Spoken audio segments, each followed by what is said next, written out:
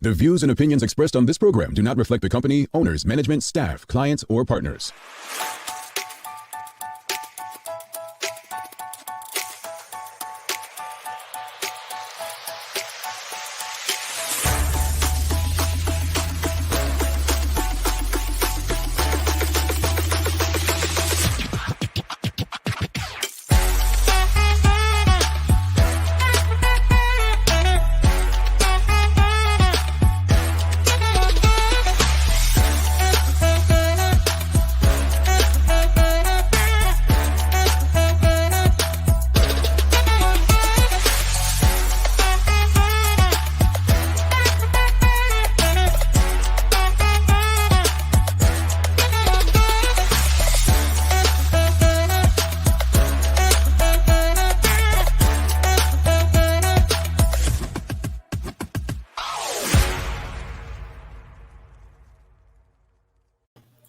It's Thursday, the 16th of September, 2021. Welcome to the Daily Hour, brought to you by Medical House One Communications and Windows. I'm Jamal Hartman, along with the Michaela Ian, and Leanna Levitt will be with us in a bit to the latest in her news. But I just love saying, this is the Michaela.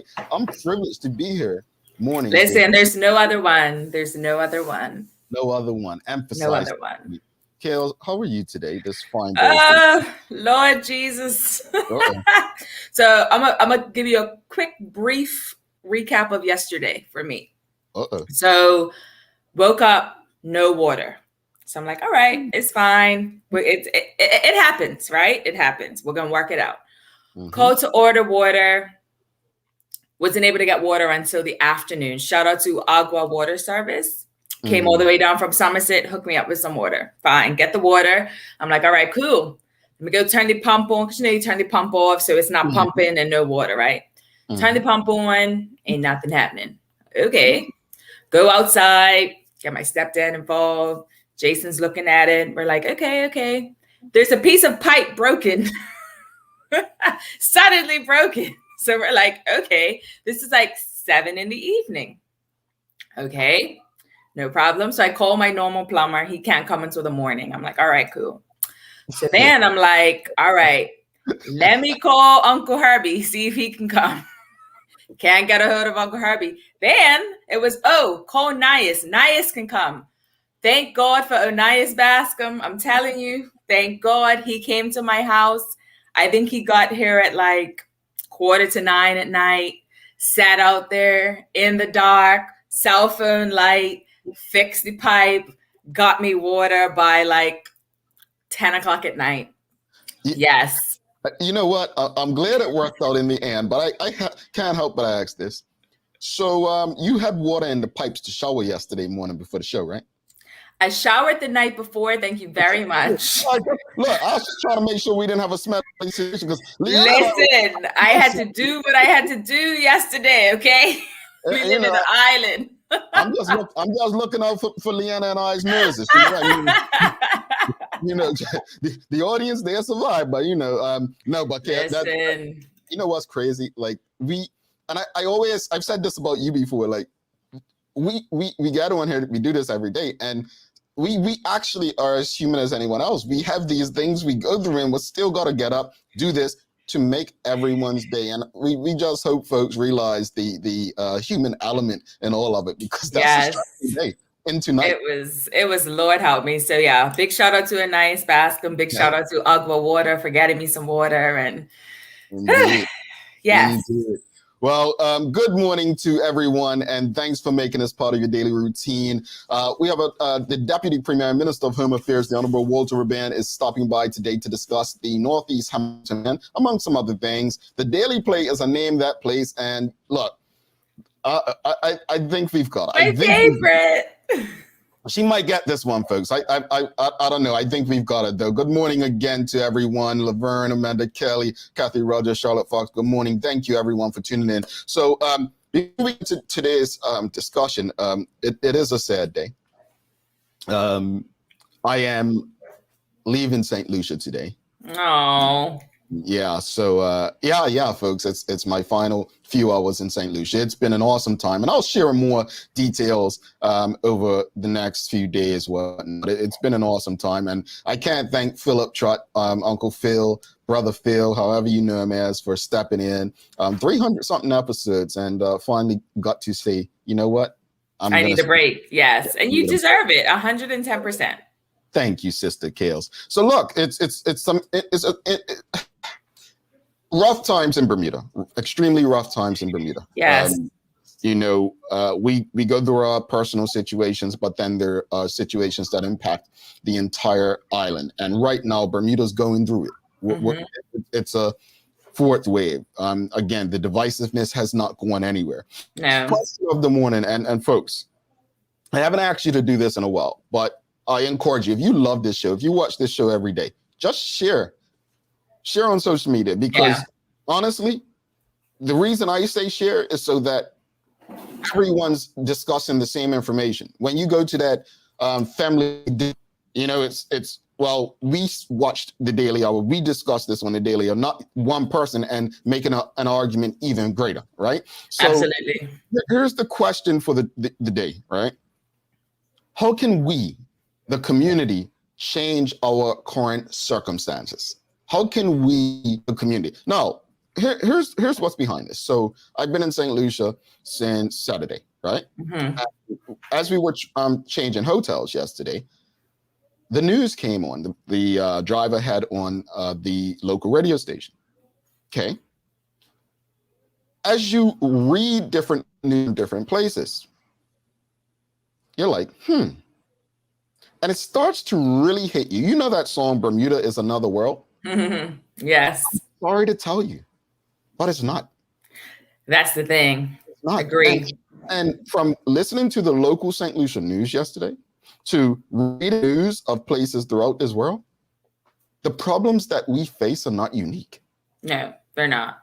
We like to think that they are to make us feel more special, but we're not. We're not. I mean, and I'm not going to repeat everything that was said, but the exact same newscast could be played in Bermuda. It could be played in Florida. It could be played in Europe. It could be played in many places in Africa, right? Throughout South America. This is what is going on. But the challenge isn't to the powers that be this time around, because that's too easy. The challenge is to us, the community. What can we do to change our current circumstances? What can we do? And each and every one of us has a role to play. You know, I adopted this thing when I was made redundant by a government quango, right? That no, I'm not going to rely on people who can't help themselves to help me. I'm going to go out and use my skills, the ability that I have to find a way to make a living for myself, right?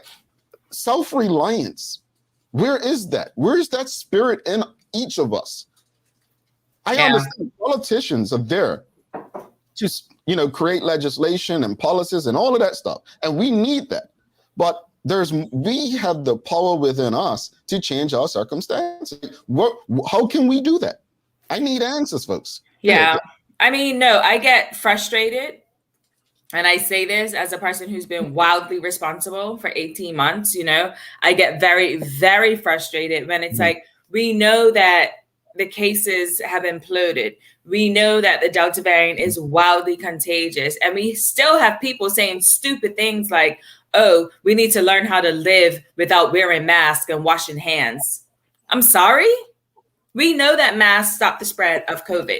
We know that you can catch the Delta variant in 11 seconds if you don't have a mask on from someone who has it. So it's just like, can we please stop the nonsense? Because I'm over it. If you don't want to get vaccinated, that's on you. However, we cannot ignore the facts based on, and I mean, we know that numbers can show whatever it is that we want it to show. We know that based on the stats that the Ministry of Health put out, the hospital and the ICU would be 90% less full if people had been vaccinated. And that's just science, right? That's just science. We know that if you are vaccinated, the likelihood of you being sick or dying from COVID is very slim. We know this. And yet there are so many people walking around acting like they've done more research than their doctor. And it's like, you haven't. Let me emphasize something you said, because I don't want people misconstruing. That happens very easily. Yes. I think what Michaela is saying is the chances of taking protective measures, and I'm not talking about the vaccine, but just speaking about wearing a mask and washing hands, these are going to reduce chances of so many things. You know, just yesterday, we were at dinner last night, and we've noted at lunch. I don't like cats. I'm sorry, cat people. I think they're disgusting. I do not like cats. Oh my God, same. And the hotels we've stayed in have had, you know, cats. I guess they're property cats, right? Mm-hmm. And so last night we went to dinner, and I was like, yeah, get this cat away from me. Like, I don't like cats. But what I've noticed is from the stray dogs to the cats, right? I've noticed people at the hotel feeding these things that they don't know, and then going back to eating their handheld foods. Oh, no. You know, I say this because we sit around and act like we don't know how germs pass around and things go. It's that simple, folks. Wash your hands. You don't know what your hands have in them. I'm not a medical expert. It doesn't take a medical expert to say that washing your hands and being clean is going to reduce the chances. Exactly. And then you have people who are like, oh, wearing a mask and washing your hands doesn't stop people from getting a cold. A cold is not a virus. A cold is not a virus. The flu is a virus. A cold is not. Like, it's basic stuff, and people just choose to be ignorant. People just choose to live in their own bubble of ignorance. And honestly, it frustrates me because the children are the ones suffering. The children can't go to school. The children can't do football and their extracurricular activities because adults are out here being a-holes, and it pisses me off so much.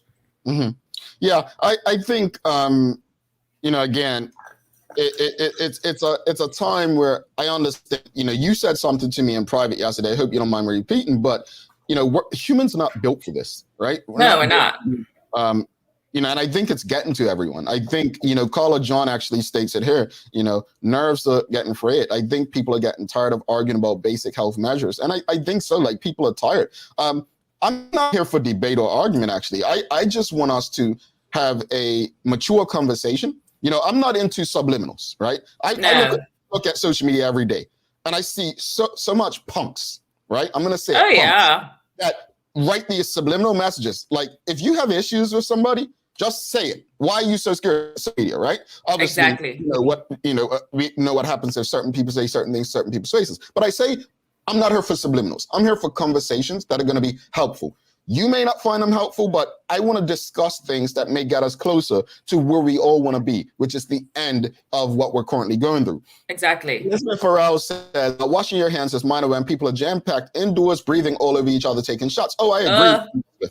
I agree. I'm just so grossed out by that. And like people going out and being on boats and in packed spaces and sweating and dancing on each other. It's just so gross to me right now. I cannot. Yeah, the thought of it. Sam Cat plays warning. All of what you're saying is fine, Michaela, but what about those that are running around sick and are passing it on to others instead of staying home? Oh, that's outrageous. That's wildly irresponsible. There are people who know that they have been exposed to COVID, and instead of staying at home until they get their test result, they're just going about life as normal. And there's nothing no one can do because the contact tracers are overwhelmed. So people just are like, oh, well, whatever. Yeah, it's Michelle unfortunate. Makes a great point, and I think I'll have to side with her over your comment. She says, Michelle says, community change has nothing to do with vax versus non-vax. It's all about behavior. Behave like adults, manage your behavior. I actually agree with what she's saying, because I have no issue with people who are not vaccinated.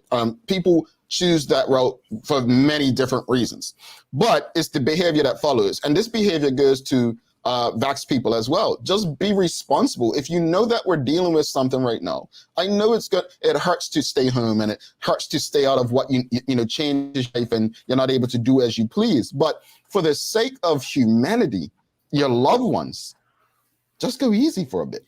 Yes, but when I talk about vax versus non-vax, I just mean in terms of if you are not vaccinated and you get the Delta variant, you're going to be putting pressure on the hospital. If I get COVID as a vaccinated person, I'm unlikely to be putting pressure on the hospital. That's just a fact.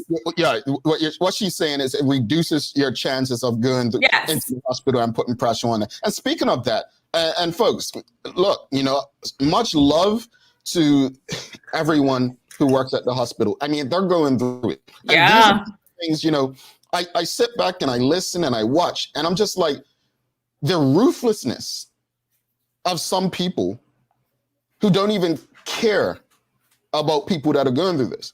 I'm speaking about hospital workers, not even the people who may be in ICU losing their lives. The ruthlessness of people who literally act as if there's not a cure in the world, and those people are just passing because they had other issues. So because they have other issues, are their lives less valuable? Exactly. Like, conversation. It's just wild. It's wild. When you think of the ICU in Bermuda, it's not that big. You need two nurses per shift per person. There's multiple shifts a day. You have to remember, there are people who are in ICU right now with COVID, and they're in ICU. There are people who get into accidents, etc., who probably need that bed that can't have that bed because it's filled with COVID patients. And again, we can sit here and argue about vax, non-vax all day. We can, but the facts are the facts. And that's why I get frustrated, because it's putting pressure on the hospital. The hospital is at level 3, like level 3 right now. Yeah. Meaning we're not going to be able to cope real soon. Yeah, it's unfortunate. Patricia Swan says, it is a shame that we have to mandate hand washing. It says a lot about how nasty some people are. Oh, it's crazy. Talent TJ Clark says, how many mature discussions are needed if we've been having them ongoing 2 years now? Honestly, you're right. But at the end of the day, have you been having mature conversations, or have we just been having regular discussions of people, feeling how they feel? I think mature discussions include listening. Many people don't listen. Again, understanding the tone between an argument and a discussion. I don't know. It's Bobby Singh says, I don't mind people having different opinions on the vaccine, but when your argument includes magnets, microchips, and Bill Gates, you've lost all credibility. Numbers can be limited, but the amount of funerals cannot. Good point. Elizabeth Farrell says, we are at the point where if someone is not affected by COVID, they won't care about it. Parents having to deal with the brunt of this spike while many continue to live on like normal. And I think, this is what I'm touching on, the ruthlessness of some people who legit just, it's only impacting people with, at the end of the day, and this is real, it's been stated a lot of Black people don't go for their annual checkups. Yep. The scariest things is when you don't, you think you're okay. And you don't know if you have an underlying condition. These are things that folks need to consider. Don't get caught up with your brethrens and ace girls and thinking that, fine, issue is the government and it's a scam or sham or whatnot. Rick Olson, sad to say, speaking for my restaurant and others, yesterday several people were laid off, hopefully just temporarily. We are in crisis mode and no end in sight heading into the off season. Hang on, my friends. And folks, this is the thing. It's like, it's the ruthlessness of people who don't care that infuriate me. Like, I'm in a chat group with my son plays football. And the person who manages the group put out the new protocols for the club. Basically, we're listening to what government says. Training will cease for the next 2 weeks. We will be following what government says, etc.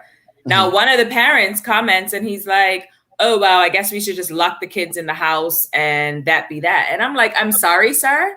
I'm sorry. Like, please stop. This is a health and safety thing. The last thing any of us need is for these kids to be playing football where you can't wear a mask, etc., running around each other, breathing on each other, inadvertently spreading COVID to each other, bringing it home, bringing it to elderly grandparents, etc. That's the last thing we need. And it's, oh, well, I guess we should just lock them in their room. No, we shouldn't lock them in their room. But this is a matter of people's lives right now. This is a health and safety risk. And if you can't see that and you can be so selfish, don't talk to me. Like, just don't. Well, we're going to share this article on the Daily Hour Facebook page afterwards, but it was an article shared in our group yesterday about the end of the Spanish flu and the end of this pandemic. And I'm going to tell you, I guarantee probably 90-something% of Indians will be worse off after this pandemic is done. And we're talking economically, we're talking physically, and to think that it's not going to impact you, you're just plain old stupid and ignorant. Exactly. But you know who's going to be okay after this? The people who were already okay. And I want people to harp on what Rick Olson said. if you know, it's all good acting like, oh, this is a move, this is them putting a squeeze on. I don't disagree. Like, I think people, let me restate, I think people who question this particular vaccine are not anti-vax. I don't think all of them are anti-vax. The majority aren't. I think they have legit reasons. I've repeated this. You do? Yes, I do. I don't. Reasons. Michaela, first off, at the end of the day, I've stated on this show numerous times, governments, I don't trust them. I don't trust governments with my health. And so for governments to be pushing it, I think that's a legit concern. One. Two, I understand the concerns of kind of the way it's being pushed, especially with the lack of education that came with it from the government when it first came out. So I understand that. I'm vaccinated. I understand the concerns. I do.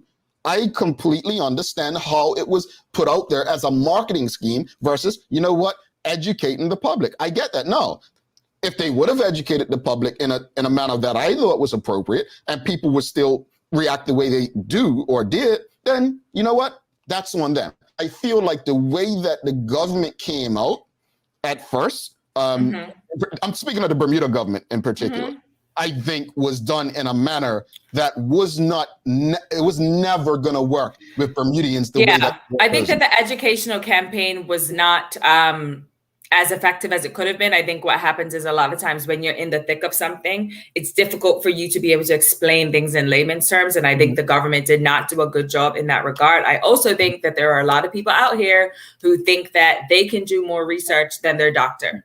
If your doctor is telling you, you need to get vaccinated because you have asthma, you need to get vaccinated because you're on chemotherapy, you need to get vaccinated because you have a heart condition, etc. And if you get COVID, this is likely what's going to happen to you. And you go, nah, I did my research, I'm fine. Don't talk to me. I don't want to hear it. She don't want to hear it, folks. She don't want to. Let's go through these. We are actually getting over time. Manuela Jones says, it must be terrifying for healthcare workers who may think that any day their number may come up. Absolutely. Terry K says, it's unnecessary for us to be in this situation. I feel for those affected by the regulations like parents, teachers, healthcare workers, etc. Talent TJ Clark, add that to our age population, diabetic and other health ailments Bermudians have increases the risk of the hospital increasing their intake. Yep. And folks, I just want to end it on this here. Shikarina says, it's your choice to be vaccinated or not against COVID-19. But I hope folks choose to get their affairs in order, a will to ensure that their loved ones are taken care of should something happen. These crucial conversations can't happen once you're on a ventilator. And I'll wrap it up like this. You have anything final to say on this, Caleb, before we leave? I really like Shika's comment. I say this as someone who's dealing with the probate process right now. Get your stuff in order, please. Do it for your children, do it for your spouse, whatever. Just get your stuff in order, seriously. Yeah, actually, a comment just came in. I'll share this and then I'll wrap it up. Keisha Denise says, we in healthcare are tired, exhausted. We wake up every day battling all the arguments and conspiracy theories. Jesus. All while we stay swabbing you and watching positive results. Oof, Jesus. Folks, if that doesn't tickle your conscience or trigger you to actually stop being so ruthless, have a heart, I don't know what will. And I'll wrap it up by saying this. I'm not about telling anybody what to do. I refuse to do that. But what I will say is make the decisions that won't impact your family, friends, loved ones in a negative way. I'll wrap it up on that. Lee, I'm so sorry we're bringing you in late. I know you have a lot of news to get through, some unfortunate, sad news. You want to go right to that? Yeah, let's just get right into it. All right, Lee, over to you.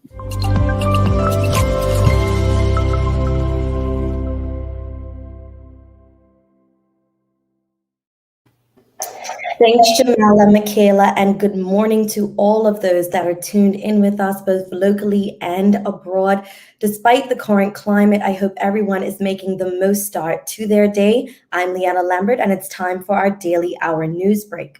In today's top stories, police have launched an investigation after a man died after being found in an unresponsive state in the early hours of this morning. Now, police received a 911 call just before 2:30 a.m. of an unresponsive male lying in the eastbound lane of Blue Hill, just east of the Swizzle Inn restaurant in Hamilton Parish. Now, upon arrival at the scene, emergency services are said to have performed CPR before transporting the man to hospital via ambulance, where he was sadly pronounced dead a short time later.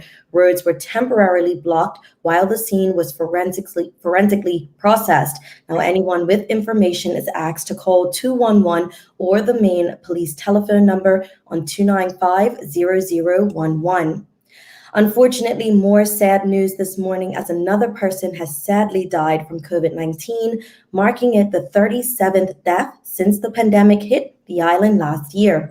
Now, the news was revealed during a press conference yesterday afternoon when Health Minister Kim Wilson announced new public safety restrictions, including a 12:30 a.m. to 5 a.m. curfew, after it was confirmed that the island's active COVID-19 cases has passed the 1,000 mark.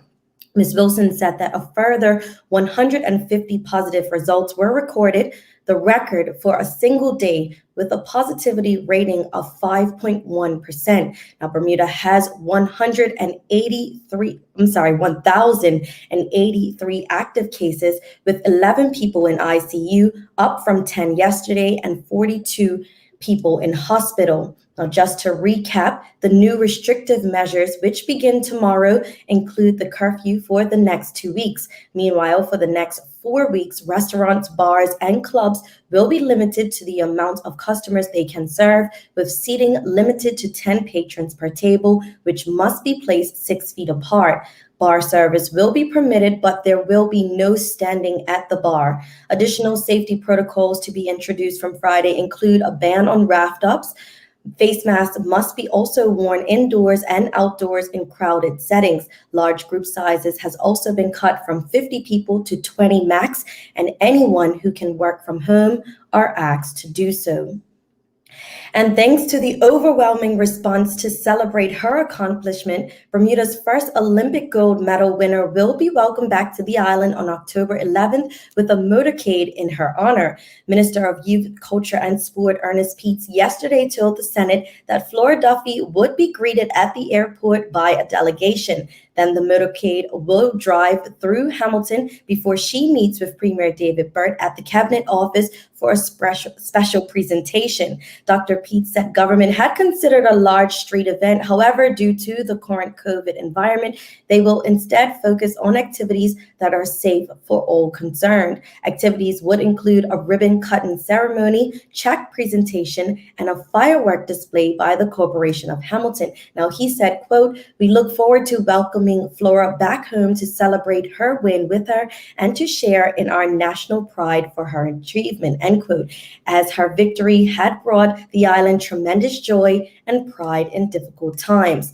Now, the event will take place days before Duffy, the event will take place just days before Ms. Duffy won her Olympic victory at the Tokyo Games and celebration with a national holiday, which is to be celebrated on October 18th. Taking a look at today's weather, we have a high near 86 and a low near 78 degrees. High clouds will spill in over us from a disturbance to the distant southwest. We remain on the southwestern side of high pressure that is expected to break down towards Friday and bring in an increase of wet weather into the weekend. That's all for our Daily Hour news break. Let's head back to Jamel and Michaela in the studio for today's Daily Focus. All right. Thanks so much for that, Lee. Ooh, all that bad news just kind of tripped me up a little bit. Yeah, oh, goodness. It's going to get better. We have to, it's on us for it to get better. So we're going to make it get better, do what we can to make sure we're playing our part to ensure that it happens. So thank you for that. And one more day for the weekend. Yep. One more day on this. And Leanna enjoys weekends these days, folks. Not as much. My time is not totally consumed on a cricket field. Thank goodness. Indeed. We'll see you tomorrow, Lee. Thanks so much. See you guys tomorrow. Bye, Lee. All right, going to take a quick break. Do not go anywhere. We have the Minister of Home Affairs, Mayor Walter Roban, after this break. Nuco is a company impressively dedicated to the production of coconut concoctions. Their motto is coconuts for life, and however that resonates, it seems to have done the trick for vegan snack lovers. Nuco uses 3 ingredients in their wraps: pure organic and GMO-free coconut meat, coconut water, and unrefined virgin coconut oil. Nuco extols them as the all-natural alternative to bread and tortillas. This month, we're featuring gluten-free Nuco organic coconut wraps in a 5-pack. Lindo's, why go anyplace else? Mom's celebrating her 70th birthday next month. Have you noticed her age is catching up with her? Yeah. Plus, she's having a hard time getting up and around like she's used to. I would sure hate to see her fall. At Medical House Limited, we can help make life situations easier. We have electric beds, motorized scooters, bath stools, walkers, you name it. Mom's been real good to us. We'll get her birthday and Christmas gifts from Medical House. Medical House has relocated next to the Dandy Town Field, number 6 Bakery Lane, Pembroke. Telephone 292-3622. Welcome back to the big show. I'm Michaela Ian. I'm Jamal Hartman. It's the Daily Hour brought to you by Medical House, One Communications, and Lindo's. Without further ado, let's bring in the Deputy Premier and Minister of Home Affairs, MP Walter Roban. Minister, welcome to the show. How are you? Hello, good morning, Jamal. Good morning, Michaela, and to Good morning. your audience today. Thank you for joining us. We finally got you, actually. It's been a few attempts, but let's get right into it behind time a bit. For those who don't know, Minister, what exactly is Northeast Hamilton, for those who don't know, and why is a plan necessary for this area? Well, thank you again for having me on your program this morning. The Northeast Hamilton Plan is an effort to bring a new attention, new opportunity, new development to a part of the city of Hamilton that has been historically denied the full opportunity to realize its potential. This has been an ongoing issue for many years. I think we know some of the long-standing issues related to Northeast Hamilton compared to other parts of the city, which have experienced rapid growth and development over the last 50, 60 years. And Northeast Hamilton has not necessarily been afforded that opportunity. There is, unfortunately, for parts of Northeast Hamilton, certain negative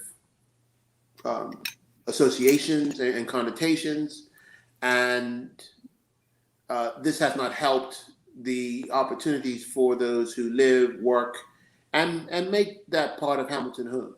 So this is an opportunity, a special, specific plan to address the development and the care and long-term economic sustainability of that part of Hamilton. Absolutely. So can you give us an exact where Northeast Hamilton starts, where it ends, and then what the plan will entail? Okay, Victoria Street, and pretty much everything north of Victoria Street going to, I would say, King Street, and going north, all the way to North Street, and much of that area going all that way, right up to North Street, where TCD and the park is, where the Pembroke Park is. Okay. That is the area that we're discussing, and that is the focus of the plan. Absolutely. So what's in the plan? Okay, it is basically a new sort of approach to development.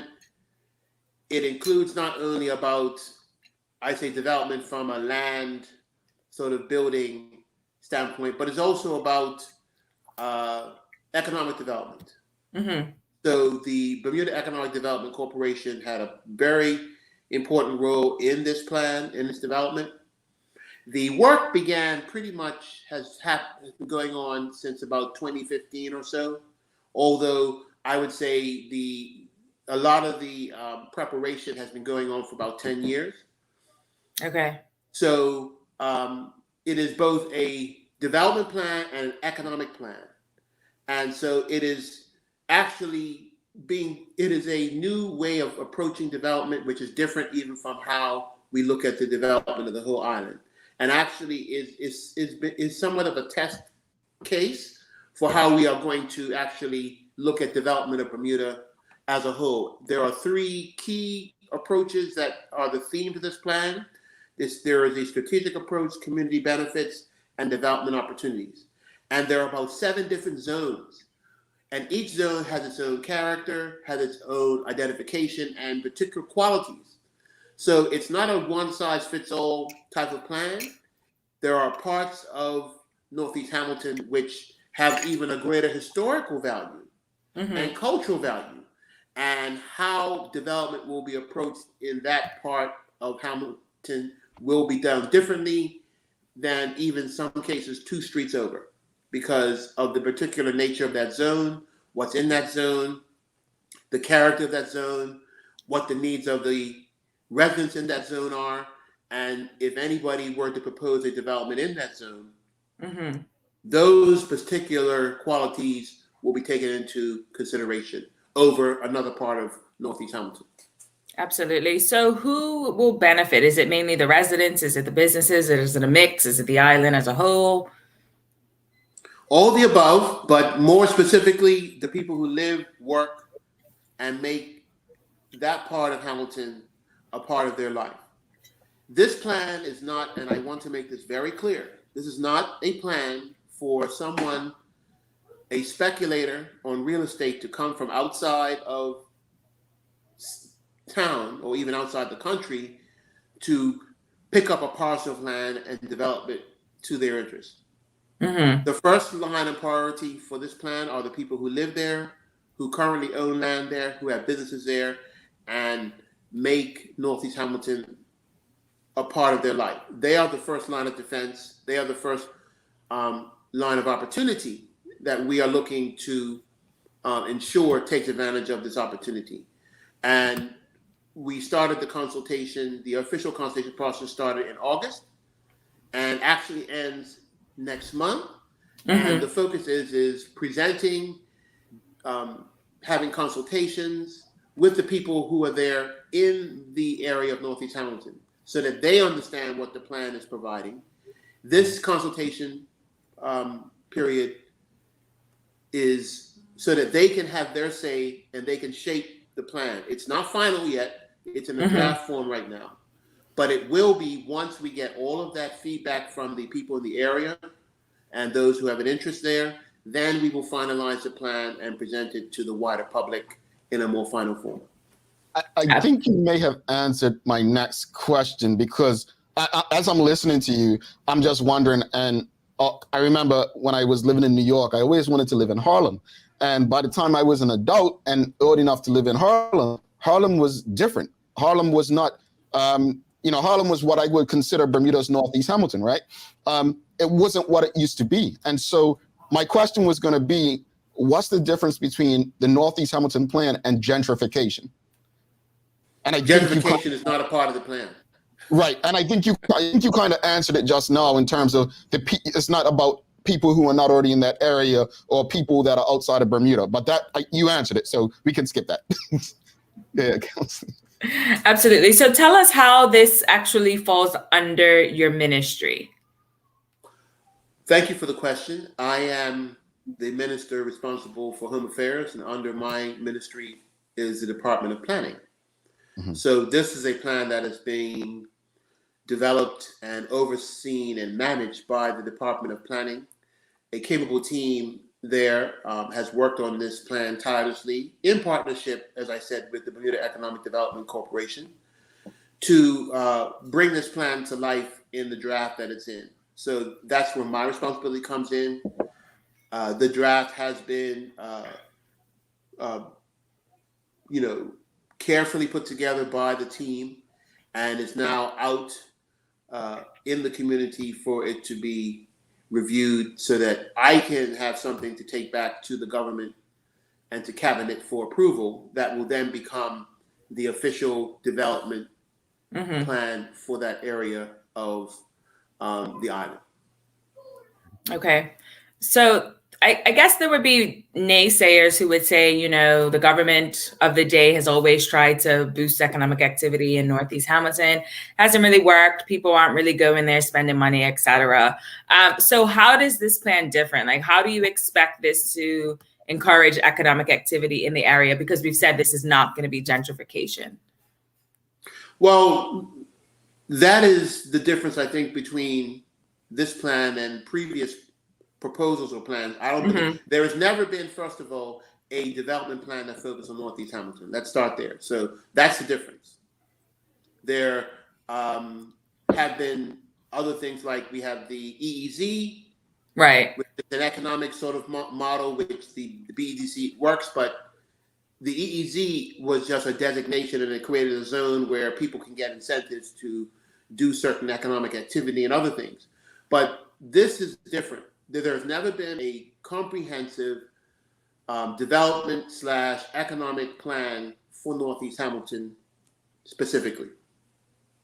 Okay, that's the difference with this, and that is specifically to target the opportunities for the people in the area. That is the difference. Those are some of the key differences. And when this plan is finally finalized, then some of the other economic components of it, such as funding for certain types of development or incentives, will be packaged as well once we are clear what the plan is. Some of that work has been done, and that's where the BEDC comes in as an entity, whereas my side is more on the development side, particularly with when people want to do different things, what that will look like. But the sort of capital that's required and the incentives for capital, the BEDC is working on that. And we know that that's going to have to be a part of this package. That's also different. We know that there's going to have to be capital incentives created and capital resources created to do the things there that are going to be particularly beneficial. And the goal of this plan is to do things that will benefit Northeast Hamilton, its residents, its ongoing development, and the whole community's use of that area, because we want people to gravitate there, to want to participate in the community. Just as we've seen recently, you've seen some great initiatives from the businesses there on Court Street. They had some successful community activities there. I attended. They were really great. We want that sort of incentive and that enthusiasm to continue throughout that part of town. There are groups like the African Diaspora Heritage Trail, which has created a tour of the area to highlight the history and culture and social development of that part of town. These are the things we want to see continue and prosper. And and I must say, like, my family's from that part of town. My family still owns property there. So not that I personally benefit from it, but it does, because it's a part of my own personal heritage. There's a stake to see that this goes well, even for myself personally, outside of what I want to see for the country and the community. And I'd like to say there is something that I think is very unique about Northeast Hamilton, which is different from some other parts, certainly of the city. It is the last vestige of old Hamilton, the Hamilton that preceded the development period from the 1950s onward. Most of the houses there are still the same types of houses that were there and have been there for 100 years. So, or even more. Well, Minister, I hate to cut you short, but we have to get the audience in as we're running out of time. Just want to get some questions in. Nikki Michelle's asking, as we are currently in financial peril, where is financing coming from, and why is now the right time to pursue this development? Well, it is. Northern Hamilton has been denied an opportunity like this forever. So when is it not a good time to try and do something to make sure that a part of our community, which has not seen the opportunities of other parts of the community, to fulfill their own potential? Now is the time. Now is the time, so that as we come out of the impacts of the pandemic, people will see that there's a road ahead for themselves and they don't have to leave Northeast Hamilton to see opportunity. They can create it right there themselves. We want to create a platform where they create it, and there will be the opportunity to develop the type of financial models and financial incentives to make sure that they have it. Right now is the time. I do not ascribe to the adage, oh, well, because of what we're going through COVID, we have to slow this. No, I want to see this happen. It's not going to be something that I benefit from. It will be the benefit of people there and those going forward. So right now is the time. For people who may want to get more information beyond this conversation, where can they find the actual plan? The plan is, if they go to the planning website, they can see the plan, the draft plan there. There has also been a series, and it's continuing a series of public consultations being done by the Department of Planning. They are publicized, and they can attend those. They are being held in the community of Northeast Hamilton. But if somebody wants to, they can go to the planning website, or they can call the Department of Planning and get advice on how they can contribute any feedback, or even perhaps get a copy of the plan if they need it. But it's a very well developed digital plan that I think a person, at least if they have access to the internet and online services, they will see the real substance and essence of it. So contact the Department of Planning. They can give you the direction and advice on how you can see the plan in its fullness. Alrighty. Tamara Richardson's asking, Northeast Hamilton has been the focus for more than 20 years. Now Main Street Hamilton is economically depressed. I'm curious to know who is paying for this, not when so much else will need our tax dollars more. I think I read that right. Who's paying for this now when so much else is needed, when our tax dollars are needed elsewhere, basically? Well, our tax dollars are always needed to help people fulfill their potential and help our community fulfill its potential. So I do not see this as being a waste of tax dollars. We are putting, and I'm not trying to be a soapbox here, but investment is going into education. Investment is going into plans for developing a new health plan. There is an economic recovery plan, which is being put together. And we see going forward that there could be a number of different ways that we can bring private capital, private incentive, in partnership with the government to deal with making this plan successful. It doesn't have to take money from somewhere else to do this. And in fact, if we can create the opportunities there, that will create more for others, and thus it spreads around. So it's not about taking from one place to go somewhere else. There will be a number of different ways in which capital can be accessed. It doesn't mean dipping into the public purse. There is private capital that we know that we can work with to bring about the development opportunities and other opportunities in Northeast Hamilton. Alrighty. And we have Rick Olson saying, impose a sales tax on all of Bermuda, but leave Northeast Hamilton exempt might work. Thoughts on that? Well, thank you for the idea. Again, we're not interested in necessarily imposing additional taxes on people to support this, but many ideas are being looked at. This is what the Bermuda Economic Development Corporation is tasked with, and we will work with them.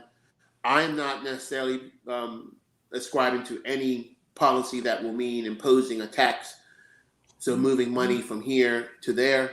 I do think that there is a number of great ideas and incentives and opportunities that will be developed to bring the capital to the table that's necessary to bring about further development in Northeast Hamilton. I am very optimistic about this work. So far, I must say, we've had a lot of positive feedback from those who've had exposure to the draft.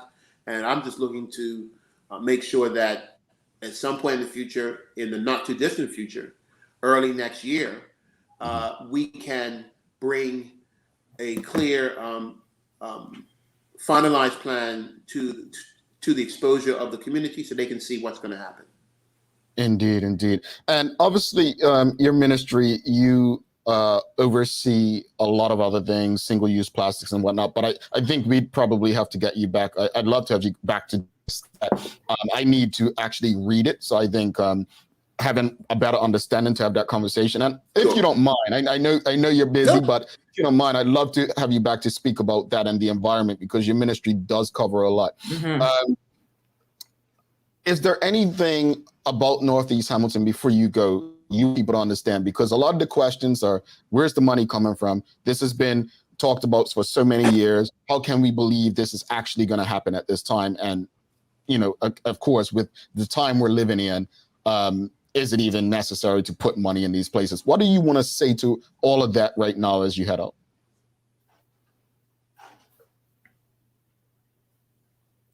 Did we lose him? Uh-oh. Oh, no. I think we lost the minister at a crucial time. I know. Such a good combo. Well, he's frozen. He's frozen. You know what? We'll have him back, and yes.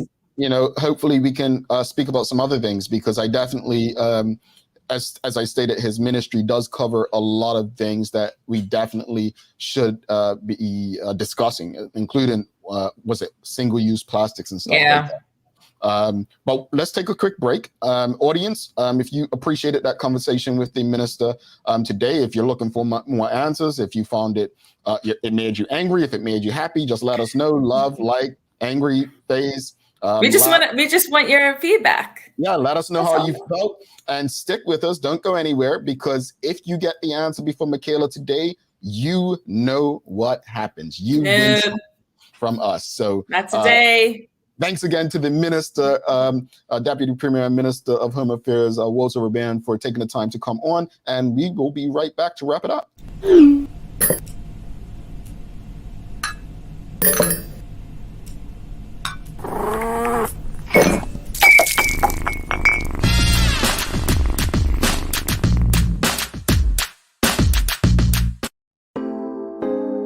Same smooth sounds, different name.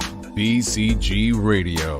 Tune in every Tuesday through Sunday at 7 p.m. Bermuda time as we bring you the love, romance, sexiness with nighttime jams.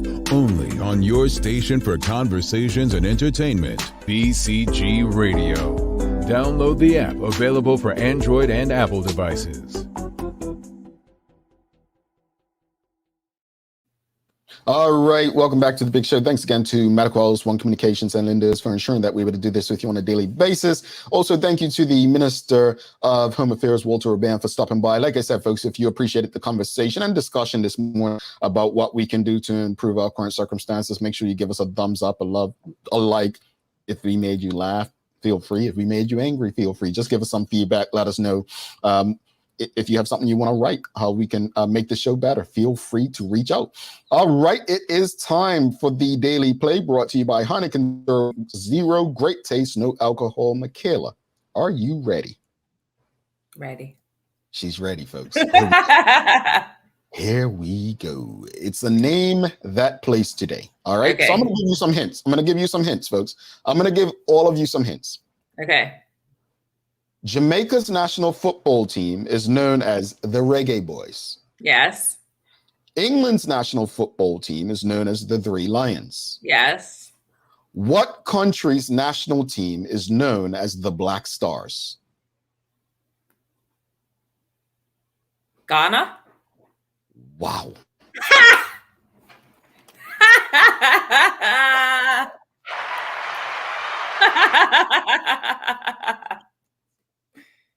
What happened to the hints? Wow. Oh, I love this.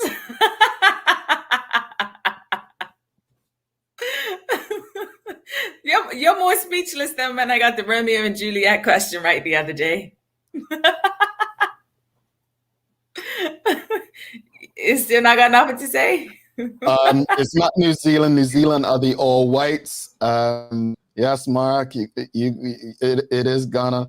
That was easy. Okay. It wasn't easy, to be honest. I just had to think, okay, I knew it was an African country. And I'm like, which African flag has a black star? Ghana. Well, see, again, really, you guys thought that was easy? I honestly didn't think it was easy. I thought you were going to go with like Soca Warriors or something. I was about to be like, Jamal, really? No, I thought you would have got Soca Warriors. Of course. Yeah. I am a Soca Warrior. Remember that song? So, okay, I'm going to give the audience this question. If that was so easy, which national football team is known as the Elephants? This for the audience, not me, because I already got my question. Well, no, what is it? The Elephants. Don't look, don't Google. Don't Google. India? Nope, the Elephants. If that was easy, because that was the first one I was going to give you before I went to Ghana. What national football team is known as the Elephants, folks? Don't Google. Since that was so easy, what was it? I don't know. Nope, it's not Kenya. That was the Elephants was the first one I was going to ask you. I will give the answer because the audience isn't going to give it. What is it? The Elephants is the Ivory Coast or Cote d'Ivoire. Cote d'Ivoire, yeah. Okay, yeah. I can see that now. Yes, Sharon A. Bali yes. got it. Okay. No, it's not Tanzania. Cote d'Ivoire, yeah, I can see that. Yeah. But that's cool. I love this kind of thing. It's fun. It's interesting. Nigeria are the Super Eagles, so it's not Nigeria. It is actually, we say in English, the Ivory Coast. But that was the original question. But I said she's not going to get Ghana because I forget. Michaela does watch football, folks. She's I do. So I was like, she might not get Black Star, but I think she's noticed a pattern with me. I'm going to tell you where she's very smart with this. She understands my patterns because a lot of the answers are somewhat Africa related. So I think she figured out my pattern. Yes. Well, I knew, England's in Europe, so it wasn't going to be a European team. You did Jamaica, so that was an island team. So yeah.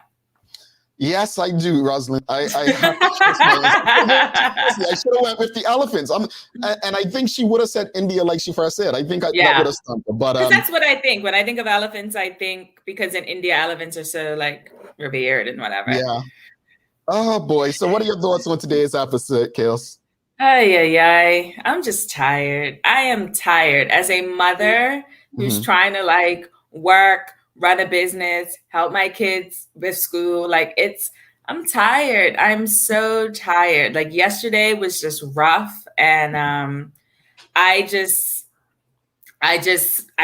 feel it for all of us. And it's not just mothers, obviously. There are fathers who are going through it too. And, grandparents, et cetera, who are helping and making up the village. It's just a lot. And I really would appreciate if people do what they need to do so that we can have an end in sight, because right now it feels like there's no end in sight. Yeah. Indeed. I feel like there's nothing coming to save us. That's just how I feel right now. And you're right in that the people who were okay before this will be okay. The people who were not will not. And that's just how it works. And it's unfortunate. And I just feel for the businesses, like the businesses who have to close for 3 days while they await test results. That's money. We might think, just a day, whatever. It's money. And I just feel for the businesses. I feel for the owners who are still trying to pay their staff. Like Rick Olsen said, got to lay off staff because I just feel for it. It's and I hate this term, but it's true. It's like a perfect storm. And, my hope is that the ruthlessness and the selfishness of people, regardless of what you believe, just find a way to look out for you and your family. If that's being unvaccinated, then, just respect others in that process. As far as the minister in Northeast Hamilton, I do feel like many in New York, like this has been talked about since forever. I'm intrigued to figure out what's different and how it will actually move forward. My concern with this kind of stuff is always thinking gentrification, and how gentrification has impacted Black people and businesses. It hasn't necessarily worked out for them. So, look at Brooklyn. Look at Brooklyn. Brooklyn, a perfect example. Tamara Richardson has a note to bless all the parents trying to navigate through this. There's no end in sight, and the sooner we accept that the sooner we can stop fighting and start collaborating. And collaboration is key, folks. It really is. Kales, you got any daily inspiration for us? I sure do. This is probably my favorite one that I've done, actually. All right. Your value does not decrease based on someone's inability to see your worth. There you go. Yes. There you go. Well, Kales, I'll be back at home tomorrow. Oh. Yeah, I'm just looking to the right. The beach is right walking distance to the room. So no, I'm not going in the water, folks. I did my one swim, but you're not going to join Nikki in the water? No, I'm not. She had a time yesterday. I love her photos and stuff. I've been following her stories because you have been doing a terrible job of updating the people. We want to see the things, and you all know me. Nikki's doing a great job. Yeah, that's her job. She's that person. Yeah, she's got a business to sell. But on that note, tomorrow we actually have Systemize in the building, another new Bermudian business, including safer drivers on Bermuda Road. So it should be an interesting conversation as our sister Sherry joins us as always on Fridays. But thanks again to our partners, Medical House, One Communications, and Linders for ensuring that we're able to do this with you on a daily basis. As always, we appreciate you, we love you, and we thank you for making us part of your daily routine. If all goes well, we'll be back to do this again with you tomorrow. She's Michaela Ian. I'm Jamal Hartman. My friends, do make a great day. Peace. Deuces.